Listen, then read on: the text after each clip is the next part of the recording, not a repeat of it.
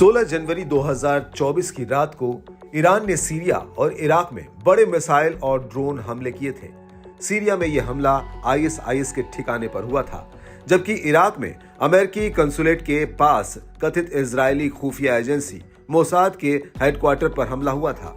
Iran ने यह हमला जनरल कासिम सुलेमानी की कब्र के पास हुए धमाके का बदला लेने के लिए किया था, जिसमें 100 से ज्यादा लोगों की जान चली गई थी।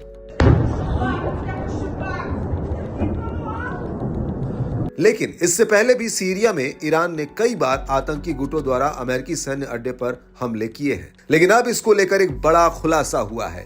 दरअसल अल मयादीन ने अपनी एक खबर में कहा कि सीरिया के हेमोबेस से अमेरिका ने अपने सैनिकों को निकाल लिया है। ये इलाका कमिश्ली की तरफ है। इराक की तरफ से विद्रोही गुटों ने अमेरिका के इस सैन्य अड्डे पर कई बार हमले किए हैं, जिसकी वजह से अब अमेरिका ने अपने सैनिकों को यहां से हटाने का फैसला किया है। हालांकि अमेरिकी मीडिया ने अभी तक खबर की पुष्टि नहीं की है। बड़ी बात यह है कि हेमोबेस अमेरिकी सेना के लिए सीरिया में बेहद ही अहम है। कामिश्ली एयरपोर्ट के पश्चिम में करीब 4 किलोमीटर की दूरी पर स्थित है और हाल ही में अमेरिका ने यहां पर अपने सैनिकों की संख्या बढ़ाकर 350 कर ली थी।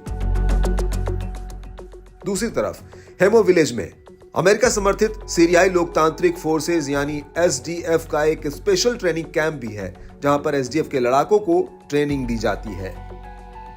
10 जनवरी 2024 को इराक में विद्रोही गुटों ने अमेरिका के हेमोबेस पर मिसाइल हमले की बात कही थी।